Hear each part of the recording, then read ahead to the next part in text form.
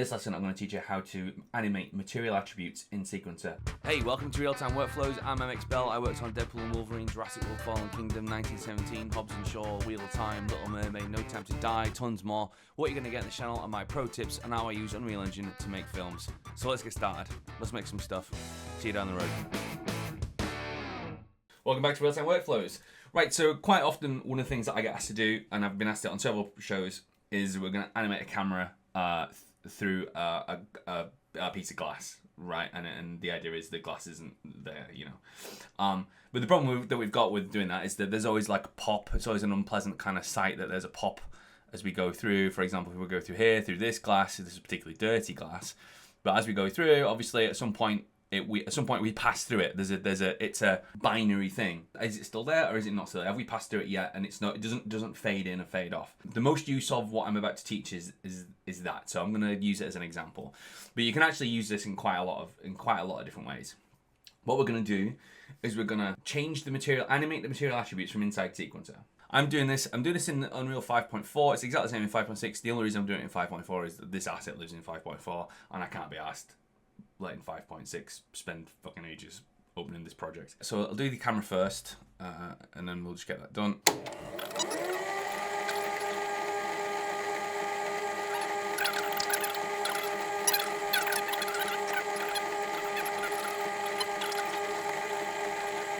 I'm mumbling, and I do that a lot.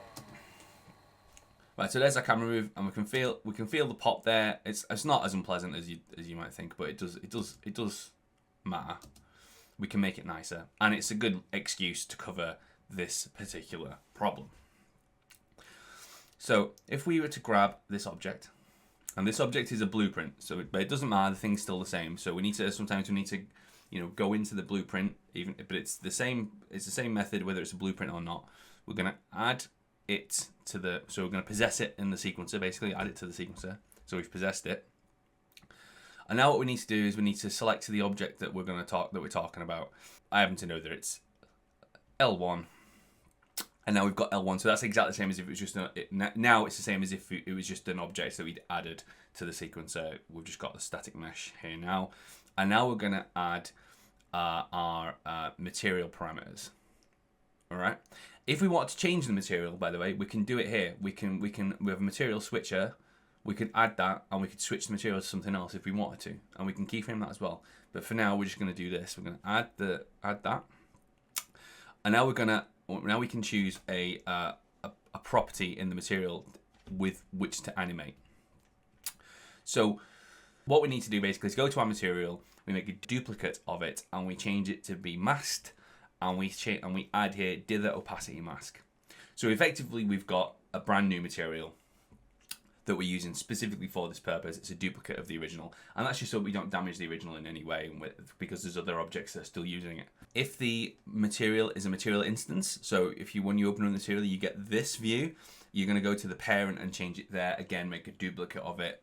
I've done that, but if it's just a material that you've got, that maybe you've made, then you can do it just on the material. Again, don't damage anything, just duplicate and change the duplicates and use the duplicates. And the other thing that we need to do then is we need to, in our material, either master material or just our plain material, we need to add a parameter to this. So just drag off here, and we're just going to change this to be a scalar parameter, scalar p, and call it mask. Okay, so now we save all those. So now when we come to our material here, we've now got a masked channel, okay? And then what this will do is will give us you can see it's set to 0 by default. So you can see that these windows have now fully disappeared because these ones are using the material that we're about to change, that we've just made, and these ones are not. So if we set this to 1, our original material comes back, and we can dither it off, okay? We can fade it off like that. So let's get to it. So we've got our masked amount. So we're going to put the keyframe where we go through the window, basically, which is, as we can see, that's the frame where it's completely disappearing. So if that's the frame there, this is the frame where we want it to be set to 0. Okay, because we want to avoid that pop. right? So I've set a keyframe there. And then back out here, we probably want it to be on 1, or 0.8, I should say. Let's make it so it's got a little bit of transparency. 0.8. And now we'll see that it animates off as we go through the window, and we don't get that pop. We get quite a nice fade. Okay, and that's how you do it. That's how you animate material objects. No, it's not just transparency. You can do, as I said, this is the most common thing I get asked to do. That means that when I get asked to, so I've moved cameras through fucking helmets, windows, fucking all sorts of shit. And this is the way that I tend to do it.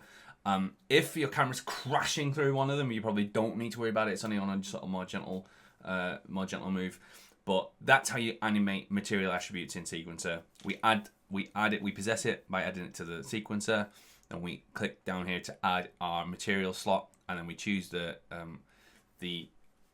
channel that we're going to animate, and just set keyframes, and it's that easy.